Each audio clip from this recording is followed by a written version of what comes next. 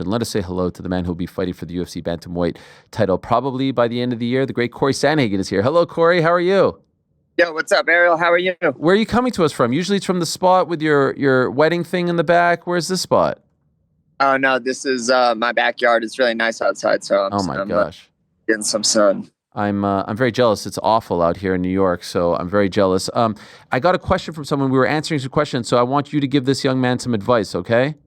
All right. Okay, he says, my girlfriend's 30th birthday is coming up and it happens to land on June 28th. Am I the asshole if I ask her to celebrate on the Friday/Sunday as opposed to the actual day so I could still watch my boy Charles Oliveira win the belt at International Fight Week? I bought extra presents to try and cushion the blow. If I wasn't in school, I probably would have flown to Vegas. And so, what do you say?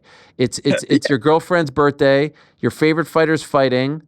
Is it okay to celebrate earlier or like a Friday/Sunday, or are you a bad boyfriend? Will you be in the doghouse if you suggest something like this? He's already doing too much, it sounds like. What do He's you mean? good. He's in the clear. What do you mean too much? What do you mean by getting the extra He stuff? extra gifts and stuff. Just hey man, can we do it a couple days earlier? Wow. That's Your wife would be okay with this? Yeah, my wife is like the most low maintenance woman in the entire world though. So yeah. Yeah. All right. Well, there you have it, Oh, Connor. I don't know. Hopefully she's not super high maintenance because then I guess it's not okay. But yeah, I don't know. I don't really think holidays are that important, including our birthdays. Yeah. No, there's a lot of people who take them very seriously, but hopefully he can show her this clip if she's upset, and that'll be okay. You're going to be fighting for the belt, it seems like. By the way, is that set in stone? Like, is that 100%? It seemed like it was on the broadcast and all that, but you never know these days. Have you been told it's 100%? I haven't been told that it's 100%, but I mean, it kind of takes time. You know how those things go. They kind of take a little bit of time, but yeah, I mean, the broadcasting and stuff kind of told me a lot. I honestly wasn't super expecting a lot of that stuff. When I went out there, I was kind of like, okay, I guess I'll see how this kind of goes. But uh, they definitely were doing the most. So it would be a really big, giant letdown. And I would probably start crying if I wasn't the guy after all of that. Usually when Rogan asks a question about the next guy, that's usually a sign that someone told him it's okay to do it, and that is, in fact, going to be the next guy. So that was my sign, at least, where I was like, okay, Cory's next, which is great because you should be next. As you were watching that, were you hoping one guy would win over the other? Like, did you say, okay, if this scenario plays out, it's better for me, or did you think that you were getting it regardless? No, I didn't think it mattered too much. I mean, I know that the fans really wanted to see me and O'Malley fight for the belt. I think that would have been kind of cool, but Merab's like a hell of a competitor, so it'll be awesome to face off against him. And yeah, I didn't really have anyone that I necessarily wanted to win. I kind of just wanted to gather some intel on the both of them, and yeah, I think I got to do that. Were you surprised by anything that happened in that fight? Yeah, I kind of thought O'Malley would do a little bit better. He didn't do so hot, you know. He kind of, I know that the narrative is that he was really off. Kind of, it seemed in a lot of areas. He definitely seemed a little off. So I kind of feel for the dude too. Like I think he made some pretty big changes in his life, and I hear him talk all the time about like signs and all that, the universe sending him signs from wherever it's coming from, and he was getting all the signs and stuff. And I've like been in a situation where I thought that everything was really lined up for things to go my way, and then not had it go that way. So I feel for the dude. But yeah, it wasn't definitely the best performance in the world. But Merab looks like he just keeps getting better and better. So good for Merab too. Do you think Sean looked better in the first fight than the second? Yeah, definitely. I mean, the first fight, it wasn't like the whole vibe of the fight was that Sean wasn't in control that much. Even though it was maybe round by round, if you want to like look at it under a microscope, it was kind of close. But the vibe of the fight was that he wasn't winning. This fight, to me, he didn't look hardly in control at all. Everyone kind of, especially in this fight, was saying, Sean will knock him out. Sean has a puncher's chance, blah, blah, blah. But kind of the more I thought about it, man, Merab doesn't give you a ton of opportunities like to step in and get hit. Like Merab like moves backwards when he gets hit. And it's really hard to knock out a guy that is like, when you hit him, he's going away from the energy of the shot that you're throwing. So Merab's definitely just like a tough guy to knock out for that reason, because he's really hard to catch like on an inside step, and that's when O'Malley hits people the best. So yeah, I mean, he was kind of afraid of the wrestling, you could tell, and yeah, it just wasn't that great. Yeah, it was that great. I asked Sean this question on Monday. Some people gave me crap for it, but I was just trying to get it like a sort of window into his thought process here. I asked him, if you fight Merab 10 times, how does it go? How many fights do you win? And, he gave me a sort of nondescript answer, but a lot of people said it was a stupid question. But I was just wondering, like, maybe he'd say, like, hey, I win the next 8, or I go 5 for 5. What do you think? What's that record look like if he fights him 10 times? I don't know. That's kind of, I mean, obviously that's really tricky, especially because he looked worse. I mean, the fight was more one-sided the second time around, but yeah, I don't know. Like in other sports, it's pretty crazy. Like a team will be up 3-0 in like a seven series or whatever, however sports work. And, and then like sometimes the team will come all the way back. So it's hard to say, but yeah, I don't know. Yeah. It's a tough I have no matchup for idea. him, right? Because historically, there have been just some matchups that are tough for one guy, like Benavidez and DJ. They could fight 10 times and DJ wins every time, or Cruz and Faber. So maybe this is just like a really bad style matchup for him. I think a lot of people, including myself, think this is going to be a tricky fight for Merab, you versus him. You present some things that he hasn't faced as of late. I'm just wondering, as far as like what you saw from him, and you just talked about the way he moves back, and so you can't really connect properly, and that energy that you were talking about, which is fascinating to hear. Is that what impresses you the most about him, or is there something else? Obviously, we always talk about the cardio, his pace. We know about the wrestling, the takedowns. But from your analytical eye, what impresses you most when you're watching him up close? Well, I mean, yeah, definitely the conditioning pays off for him big time. He's not like the most intimidating guy to go into a fight against in terms of like getting finished, outside of course, him obviously adding in some submission threats, which I'm sure he's going to continue to do or whatever. But I mean, Merab deserves a lot of respect to be put on his name, by all means. I also think too, though, that if you fight Merab in the proper way, you can you can be as much of a motherfucker to Merab as he is to everyone else. You kind of just got to know how to do that. I think that the last 2 wins that he's had have been people that move their feet a ton. And I just know, speaking from experience, that will get you really tired. And it kind of seems like a little bit of a compensating way to stay away from clinching and wrestling a guy. I think that the best, like I've talked about this, I think for years now, is my idea has always been to be the best well-rounded guy in the sport. And I think that it's definitely going to pay off years down the line of me facing Merab, because I'm not afraid to wrestle. You guys saw in the Umar fight that, if I get taken down, I will get up immediately if I want to.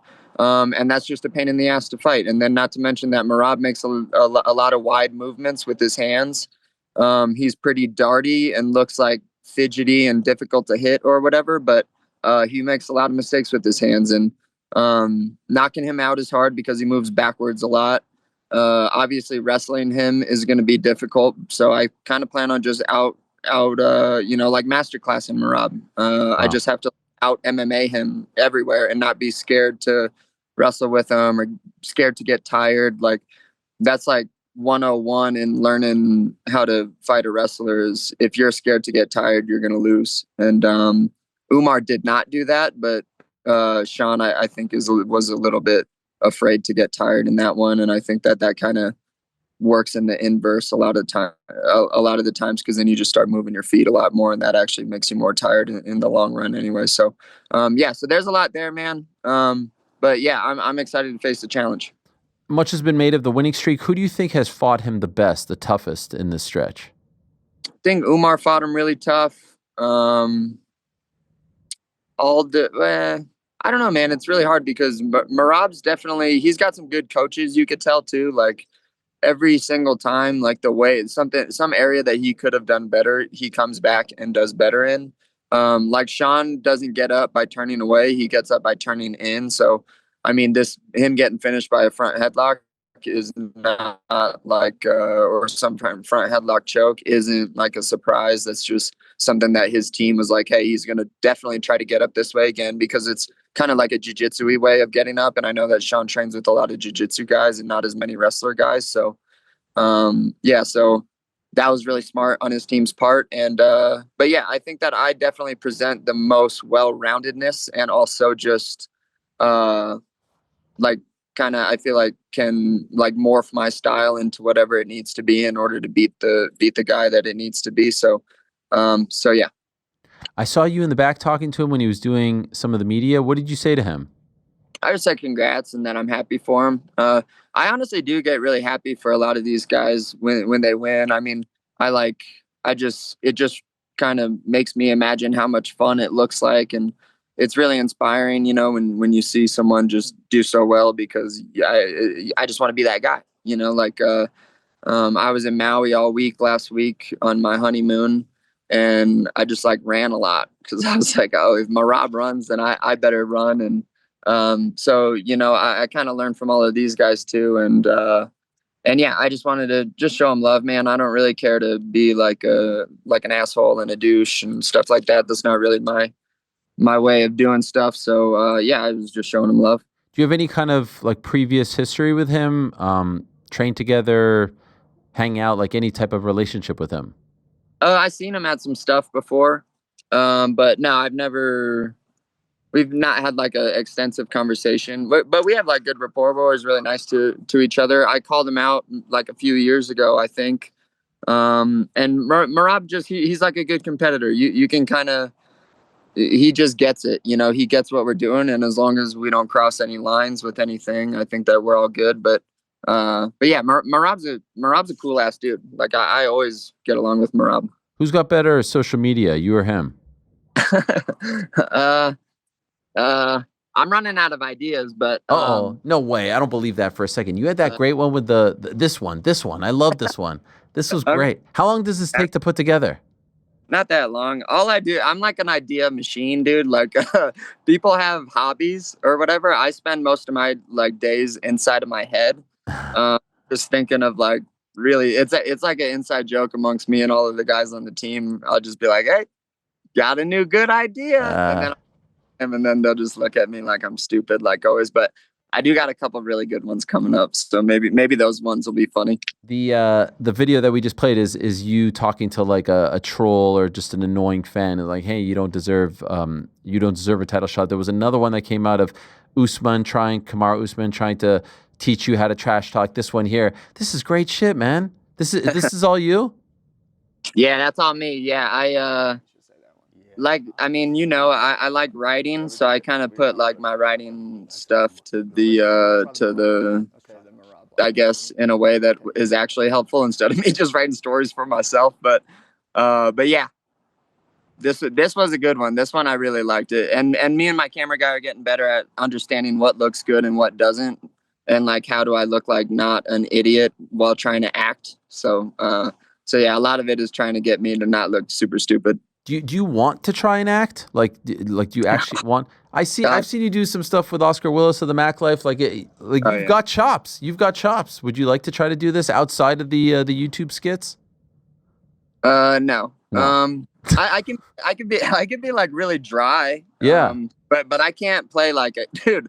I can't play a character like. I have no, like, me trying to be excited about anything is really hard to watch. But I can be like a dry, sarcastic person. What about like improv stuff, classes like that? I'd probably be good at that, but I mean, where am I going to do that? I don't know. You live in Colorado. I bet there's improv classes that you could take. I'm not going to go to improv. Why not? You love it. You're doing freaking skits on your YouTube channel. Why wouldn't you? It seems like you really enjoy it.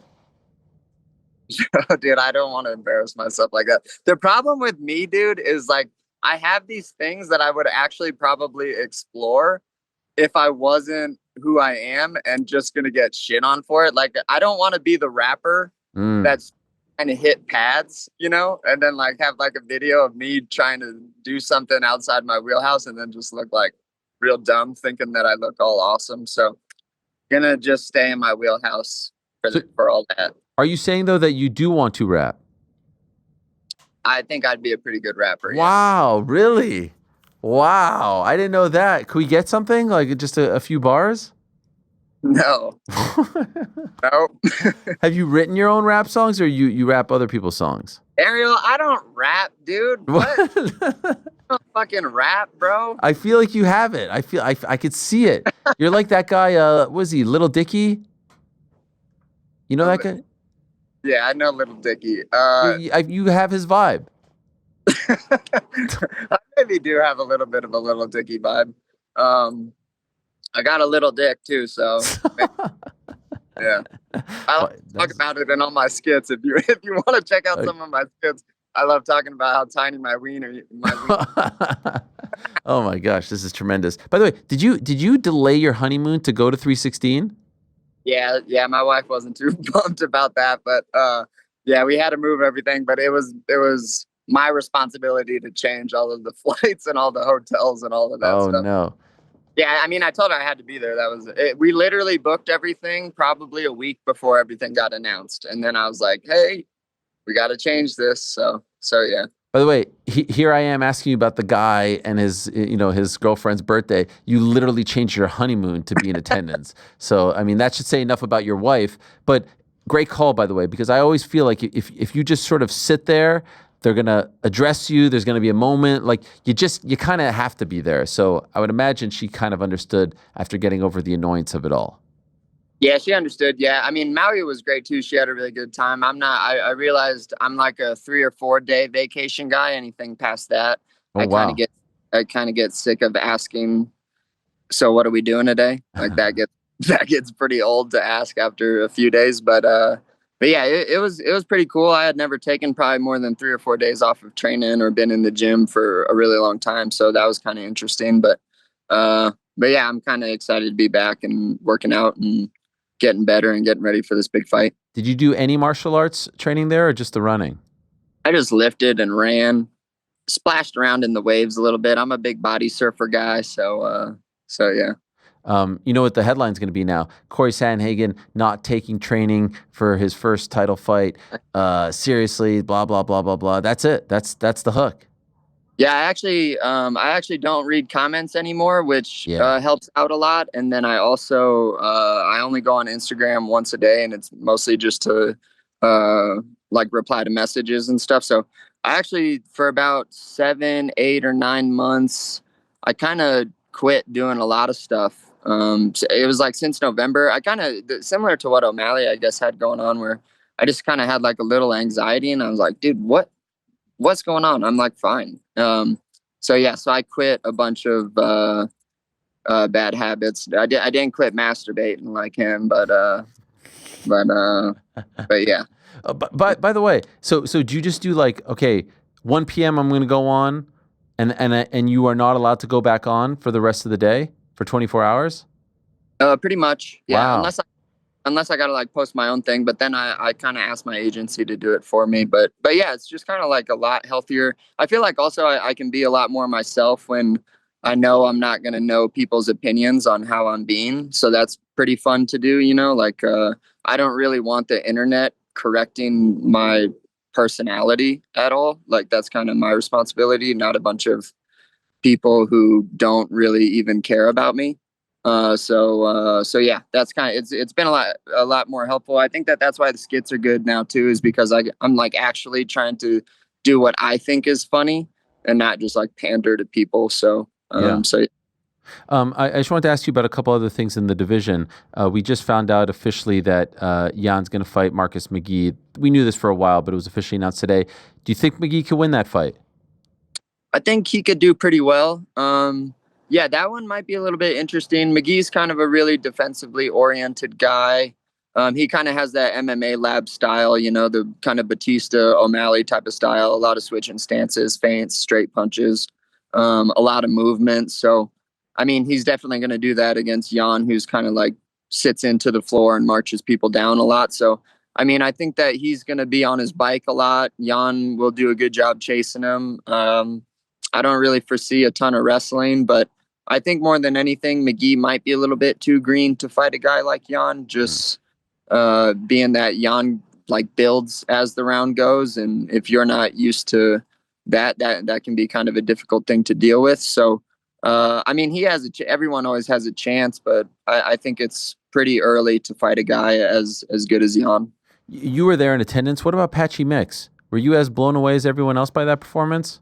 Yeah, pretty much. I thought, I thought that, I mean, who knows? He could still do really well in the division, but it's got to not be that, like that was, I don't know really what that was, honestly. Patchy's a hell of a fighter. Like, he's beaten some really good guys in the past and stuff, but maybe it was the lights. I mean, that's kind of the only thing I can really think of, unless he had some weird injury that made him not throw any punches. But, yeah, that was a really interesting thing to me. But also, man, like hats off to Batista. Batista did an awesome fight, and he keeps getting better and better too.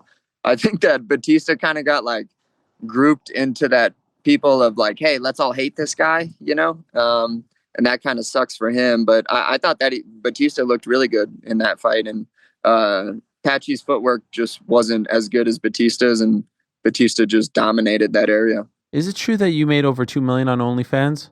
With my balls? Yeah, I was going to leave that part out, but I probably should have just finished the question. Is that true? Yes. I don't believe you. I got some voluptuous balls, dude. So you got the big balls, but the teeny wiener. It makes the balls look big. No, it's not true. But here's what I did. So I ran the idea by my wife. I was like, all right, we can maybe capitalize on this. Okay. Let's put a picture of my balls up there behind a paywall of $200,000. And it'll just be a shitty iPhone picture of my balls. Legit. And then if someone pays for it, we have $200,000 and they just get a shitty picture of my balls. And if no one buys it, that's hilarious. And she wouldn't let me do it. So I know. I'm going to still try to talk her into it, though. Maybe I'll up the price or something. But there's no way anyone's going to pay over $10 for a picture of my sack. So what is the kind of, you do have an OnlyFans. I think you're sponsored by them, right? Yeah. So they're kind of, I think, maybe trying to shift over a little bit their platform over to like athletes and stuff like that. So that's not just like a bunch of chicks, So yeah, that's kind of their play, I think, a little bit. So, but yeah, it's like I sell all my instructionals and stuff on there now. It's a fun little thing. Like I get to kind of talk to people a little bit more because there's just a lot less messages that I get. So I kind of reply to a decent amount of them. So yeah. Is it lucrative? I sell a lot of instructionals on there. Okay, wow.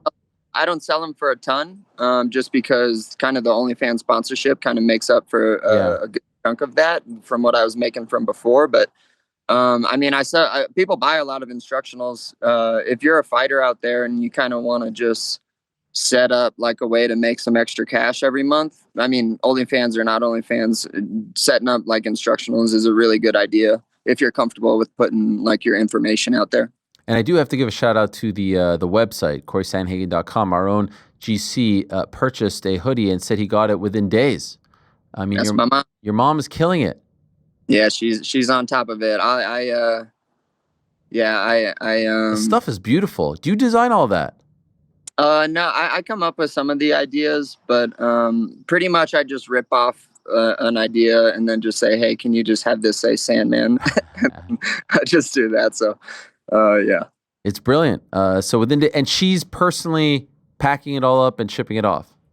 Yep. She does all of that, and she's on top of it. My mom's retired now, and she loves MMA, and I think she just likes really being involved. My mom like knows more stuff about what's going on in the sport than I do. That's amazing. Yeah, she knows who's talking shit about me. She knows who's good. Like every time she'll always be like, hey, don't fight this person because this person they're saying that this person's really good. Like, Mom, that's not really encouraging, but okay. If it was up to you, where does this fight happen and when? Oh, did his phone overheat? It might have. We'll get him back. Hey, it's looking nice out there today. It's been like, you can see the ESP. It's been like 7 days of just gloominess. I see the sun in his shot. I'm like, is it ever going to be sunny in New York? Will it ever be sunny in Philadelphia? Get that? Always. You get that far? Paul Walter Hauser was on that show one time. This is a really nice website right here. Always Sunny. Always Sunny, yeah. Shout out. What'd you get? You got a hoodie, right? Yeah, came in like 2 days. Was like $45.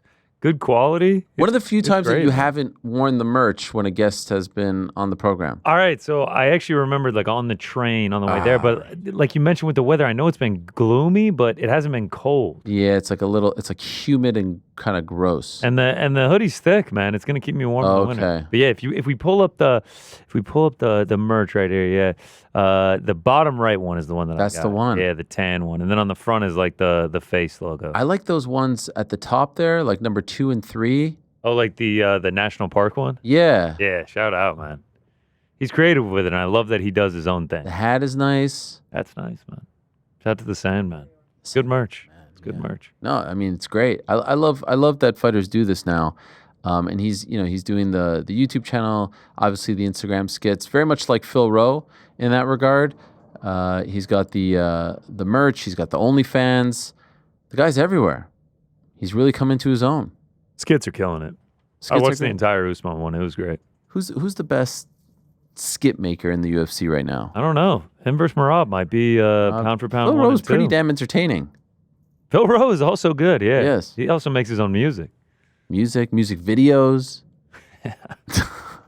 As ridiculous as it is. One man. Yeah, that was like straight. You know what that reminded me of? What's that movie? There was a Pixar movie that came out during the pandemic. The animation reminded me of it. The jazz player. Soul. Soul. Great one. Just the way he was moving. Amazing soundtrack. Great soundtrack. One of the all-time greats. Nothing like a movie and a soundtrack. Yeah. I see you, Trent Reznor. Who's that? Trent Reznor. No. Music for Soul. Oh, okay. Sure. You thought Ariel was gonna know No, that? that is I a mean, deep. Ariel's just like, oh yeah, Trent did the music for Soul. Yes, Trent Alexander Arnold. Couldn't even remember the name of the movie. Soul, no, but it is a good movie, and there's a joke about the Knicks in there, and the Knicks lose again. You know what? Yeah, No longer relevant, that joke. no longer relevant. Well, maybe Well, again. yeah. We got Cory back. Oh, we do. Okay, I just wanted. I hate like not being able to say goodbye. Oh, you're back. Did your phone overheat? Yeah, sorry, dude. I didn't even know that was a thing. Yeah, it's happened a few times. I was worried about that. I'll ask you one more question, then we'll let you go. If it was up to you, where and when does this fight happen? December in Vegas, or sooner, really whenever, I guess. But the New York state tax is Yeah. paying. I would rather fight in Vegas big time. Okay, so that's the early December card, the last pay-per-view of the year. That's still 6 months away, but considering he just fought, probably the most likely, right? If it's going to happen this year. Yeah, I mean, I'm definitely open to sooner too. But yeah, MSG New York is kind of like I fought there before and was like, hey, where's the rest of my check? And Oh no. they were like, no, we take taxes out. I was like, jeez. So Vegas would be nice. And of course, you haven't forgotten, I would imagine, way back when there was a young whippersnapper journalist who predicted that Cory Sandhagen would be a UFC champion. This is it, Cory. This is your chance to prove me right. I'm going to pull that up from 2020, all right? So please, as you're thinking about all the people who got you to the spot, don't forget about my prediction from back in 2020. No, I know you've been one of my biggest supporters, so I appreciate you big time. Thank you, Cory. All the best. Thank you very much. Congrats on the honeymoon and for hopefully getting this fight. Thanks for coming on. We appreciate it as always. Cool. Right on. Thanks a lot, Ariel. I'll see you guys. Yes, sir. There he is, the great Cory Sandhagen. Yes, back in 2020, I did say this guy's going to be a UFC champion at some point. Does it come to fruition? Does it actually happen? Is he the favorite going into this fight? Probably not. What do you guys think? I'm gonna say Merab. Let's see, Merab minus 400 last time I checked. And what's he? Plus. Yeah, plus like 325, plus Yeah. 330 range. Thanks for watching this video. Before you go, if you haven't already, hit that subscribe button for us. Also, give us a thumbs up, leave a nice comment. These things go a long way. And while you're here, do check out the rest of the channel. We've got live shows and full interviews, clips, and a whole lot more. We're doing big things here, and we appreciate your support very much.